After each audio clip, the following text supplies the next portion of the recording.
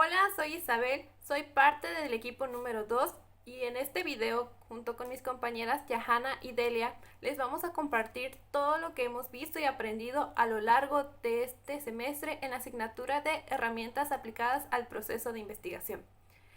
Comencemos.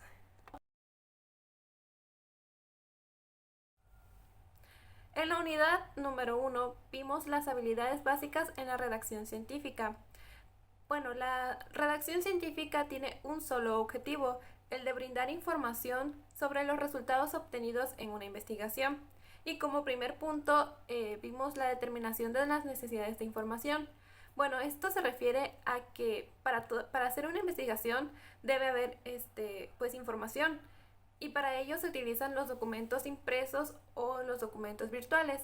Los documentos impresos son todos aquellos que son físicos, que se pueden tocar. Por ejemplo, los libros, las enciclopedias, diccionarios, revistas, periódicos.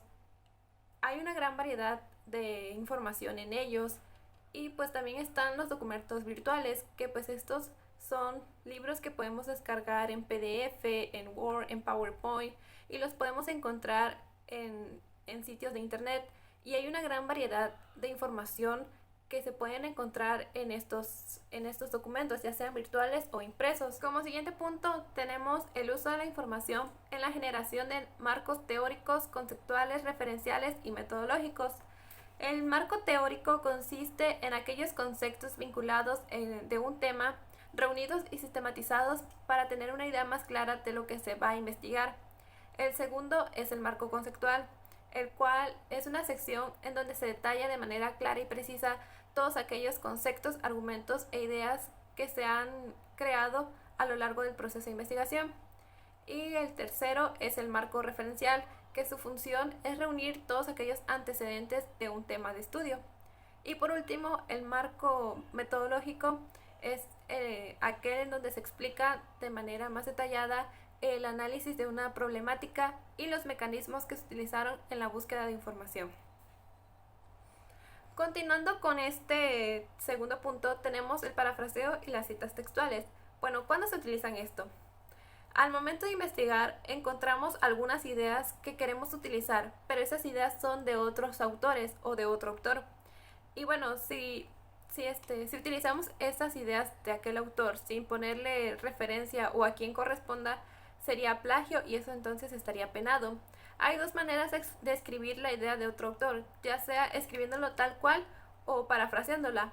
El parafraseo consiste en escribirlo con nuestras propias palabras, pero hay que dejar en claro de dónde surgió esa idea o de dónde proviene dicha idea. Y bueno, también para eso son las citas textuales. Cuando escribimos tal cual lo que el autor quiso decir, ponemos una cita textual dando referencia de dónde y de qué autor a qué autor corresponde. Para hacer esto tenemos los formatos de citado, que pues el más conocido o el que más utilizo en mi caso sería el APA. Y bueno, ahí viene explicado de manera detallada cómo citar cuando se trata de un autor, de dos, tres o más autores. Y como tercer y último punto de esta primera unidad tenemos los métodos generales de la investigación científica. Estos métodos son cuatro: el inductivo, el deductivo, el analítico y el sintético. El método inductivo es aquel que va de lo particular a lo general. Por ejemplo, un investigador quiere conocer las características generales de las aves. Entonces, este investigador ve que un pingüino tiene plumas, un pico, pero no vuela, mientras que al observar a una paloma ve que esta tiene un pico, plumas, pero esta sí vuela.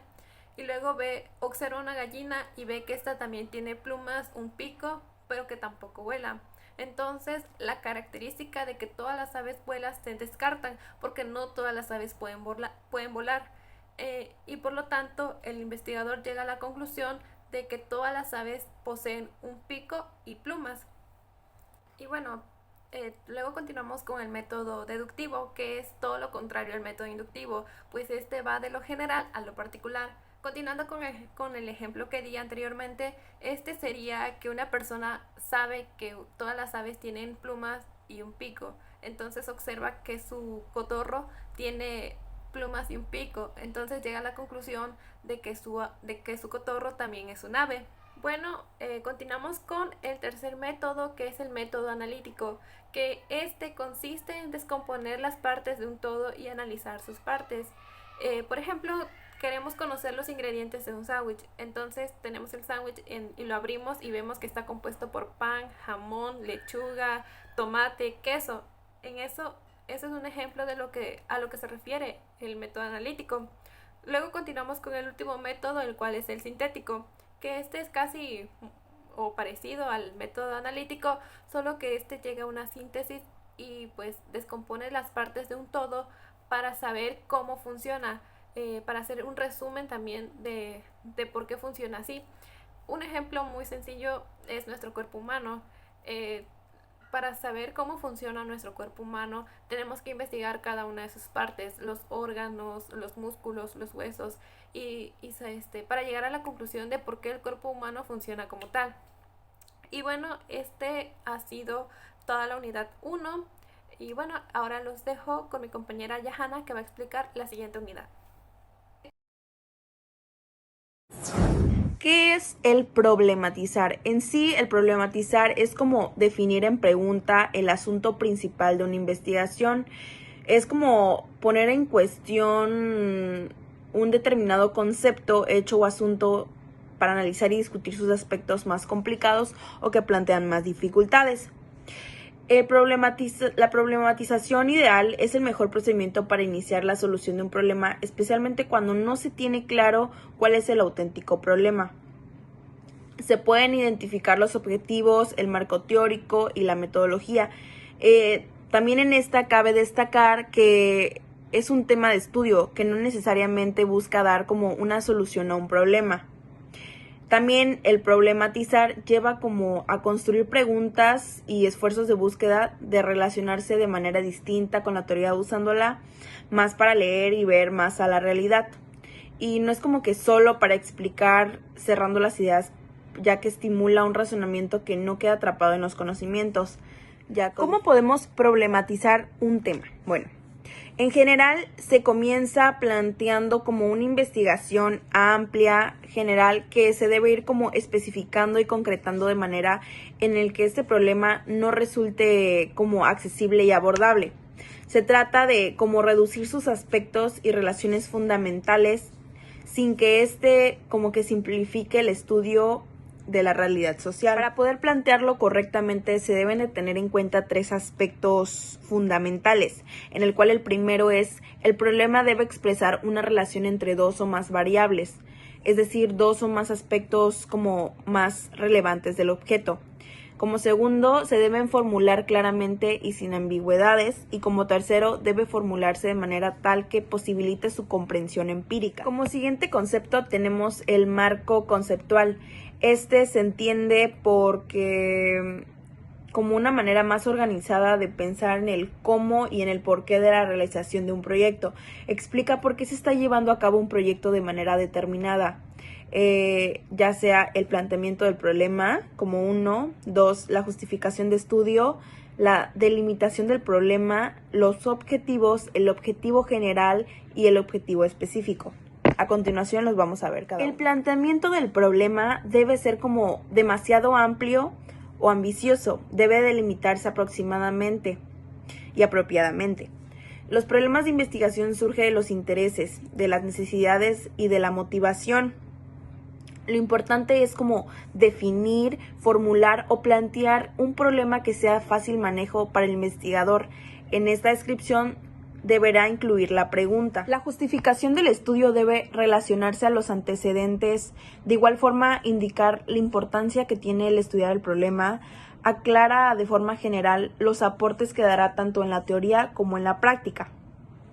¿Cómo podemos construir una idea para definir el objeto de estudio de una investigación científica? La respuesta es plantear el objeto de estudio como lo queremos saber, dado que una investigación científica es una forma de construir una representación de un fenómeno de interés. ¿Cómo podemos construir un problema de investigación? Bueno, esta este se construye mediante marcos de referencia, donde existen diferentes tipos. Y el marco de referencia es un texto como que identifica y expone los antecedentes, las teorías, las regulaciones y los lineamientos de un proyecto de investigación.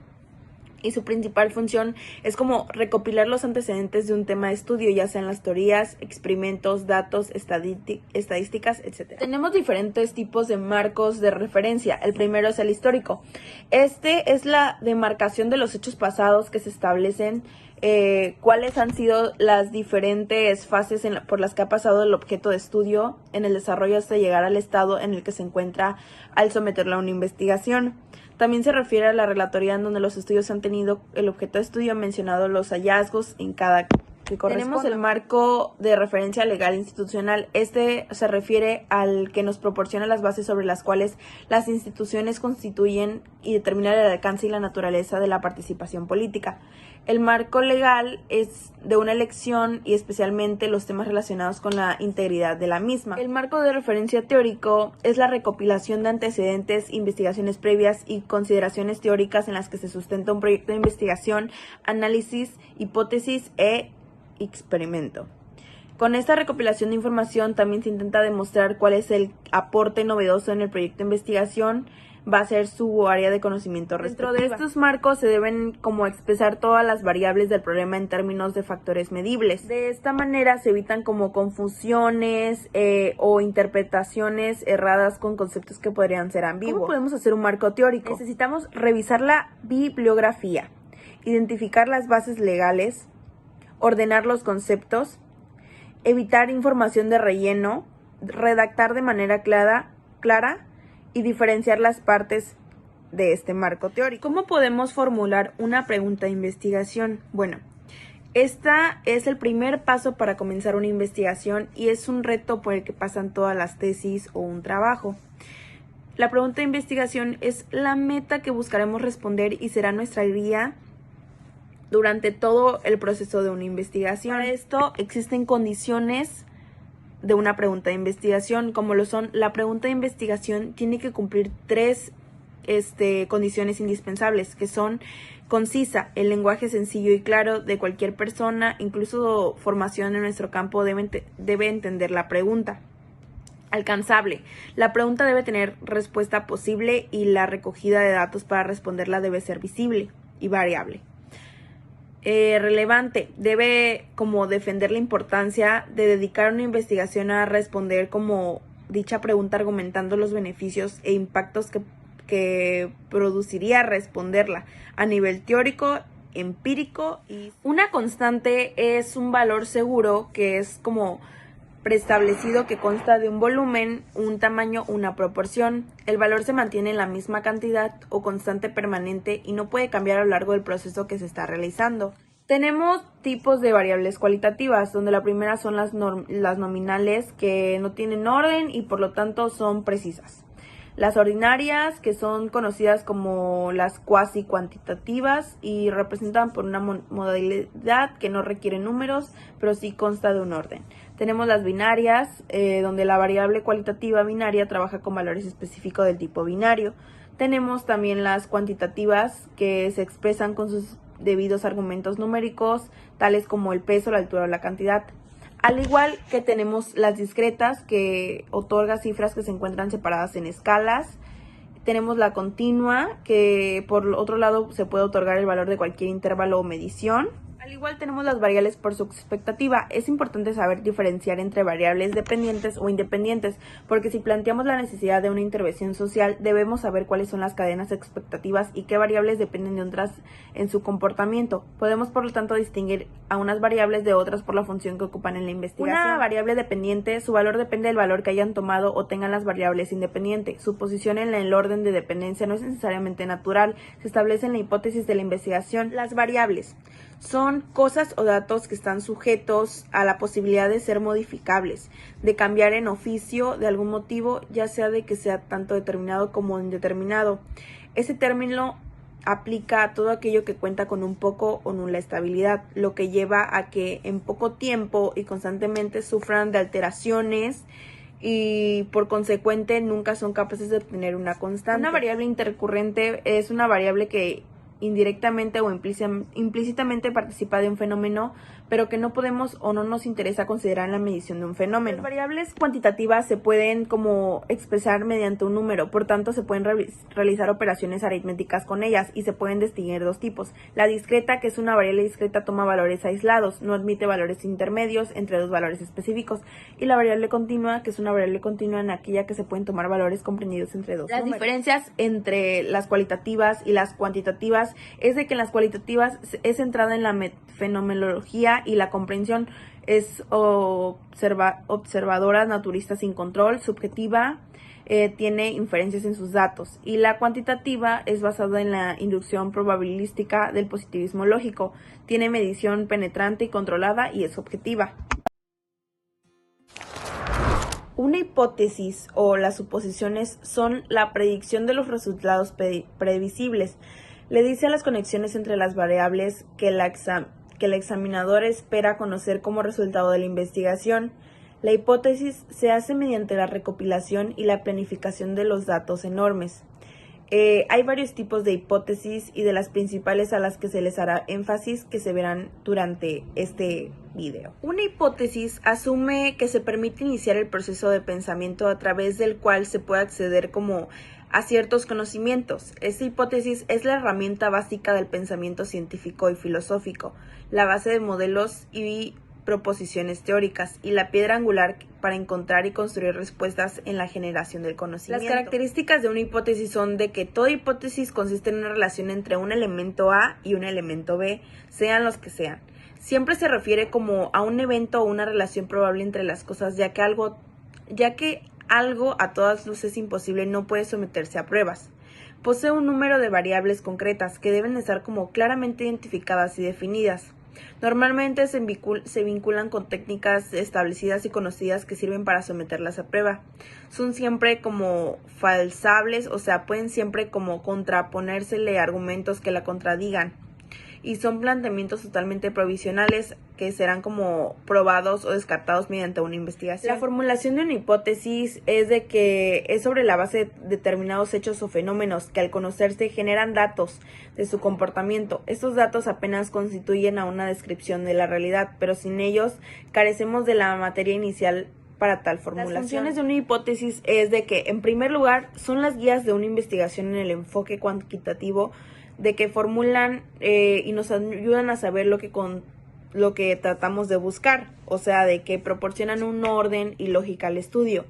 En segundo lugar, tienen como función descriptiva y explicativa, según ya sea el caso, cada vez que una hipótesis recibe evidencia empírica en su favor o en su contra. Tenemos diferentes clases de hipótesis.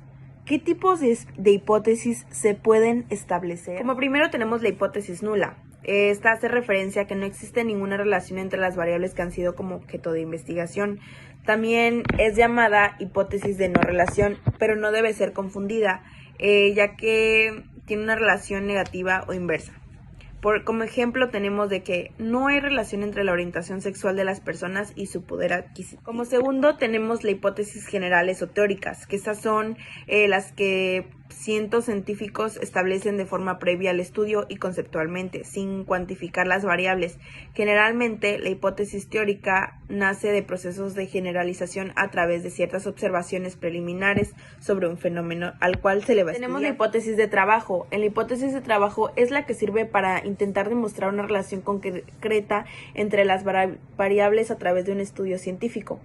Estas hipótesis se verifican o se refutan por medio del método científico.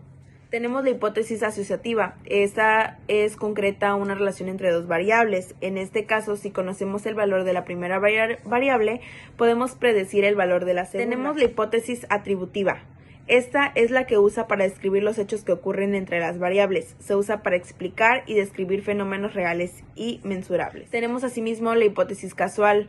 Esta establece una relación entre dos variables. Cuando una de las dos variables aumenta o disminuye, la otra sufre un aumento o disminución. Por lo tanto, la hipótesis causal establece una relación causa y efecto entre las variables estudiadas. Y por último, tenemos la hipótesis alternativa.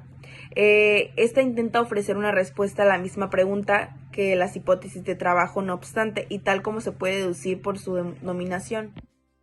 Un supuesto es algo que es tenido por certero, aun cuando no haya sido probado.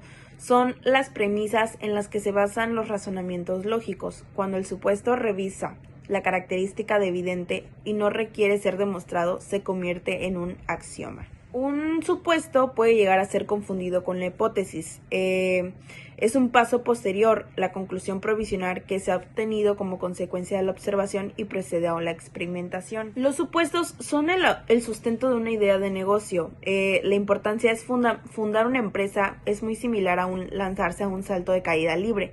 Un elemento esencial para practicar este deporte es el paracaidista, ya que sin este se pasa de practicar un deporte a cometer un suicidio.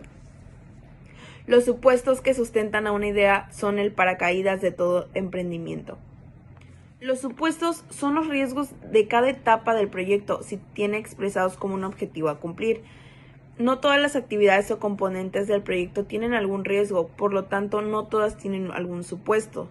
Para considerar que el supuesto debe estar mencionado, debe tomar en cuenta los siguientes aspectos: que el factor sea extremo al proyecto, que el factor sea importante y que la probabilidad de que ocurra sea alta. ¿Para qué nos ayudan los supuestos? Los supuestos nos ayudan a entender la realidad de una manera mucho más fácil y a partir de ellos construir modelos económicos. Un modelo económico es la representación simplificada de la realidad que a través de supuestos va a permitir entender cómo funciona la economía y hacer predicciones. Por eso, si deseamos entender por qué la gente compra más o menos de un determinado producto, tenemos que construir un modelo simplificado. Para concluir, podemos concluir de que la hipótesis y los supuestos y sus aplicaciones en el ámbito laboral son muy importantes, ya que nos permiten sustentar una idea de un negocio o trabajo, ya que con esta se le da validez a nuestra idea. Gracias a todos los tipos de hipótesis que existen, pueden hacer de que nuestra investigación sea de la manera más como beneficiada.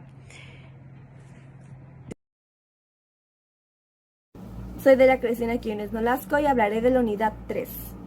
El primer tema es la población en estudio y determinación de la muestra. La población en estudio es un grupo considerado para un estudio o razonamiento estadístico, y la determinación de la muestra es una porción representativa de una población.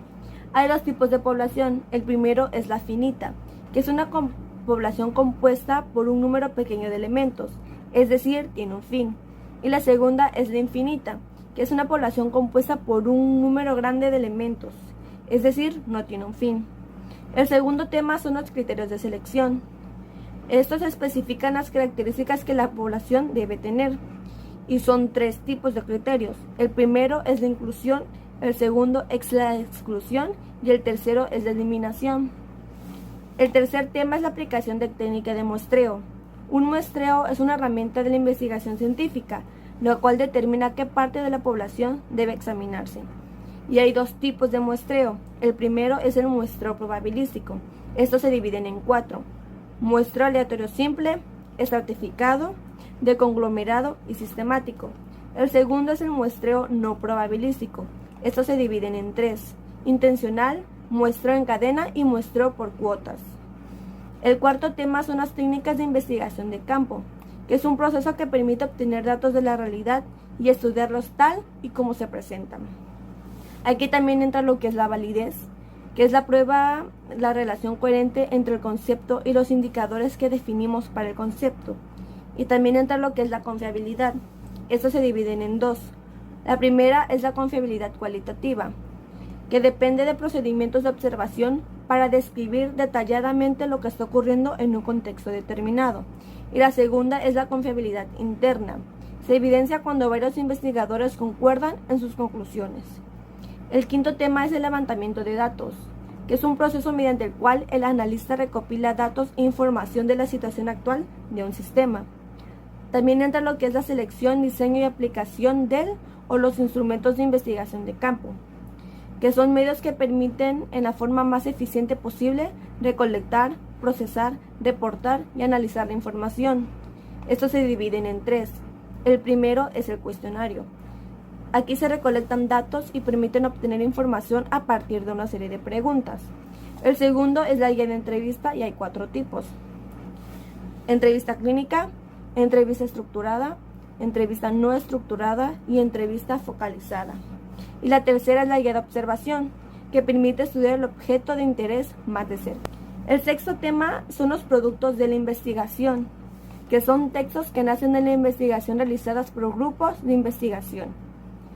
Algunas son la tesis, que es la investigación monográfica o investigativa que consiste en la disertación y comprobación de hipótesis previamente establecidas. La siguiente es el artículo científico, que es un informe original escrito y publicado que presenta resultados experimentales.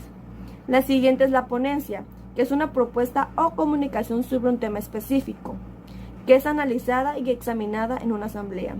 La siguiente es el caso práctico, que es un argumento científico muy breve en torno a un texto o a una serie de textos.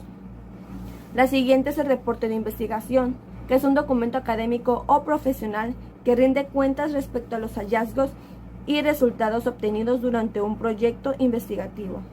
Y el último es el ensayo, que es un texto escrito en prosa en el cual un autor expone, analiza y examina un tema determinado. Y el último tema, que es la elaboración de instrumentos para la interpretación de la información como gráficos, matrices, tablas, narrativas, entre otros. Un instrumento de recolección de datos es un recurso para que el investigador pueda acercarse a los fenómenos y extraer información de ellos. Todo esto es lo que hemos visto en esta materia. Muchas gracias.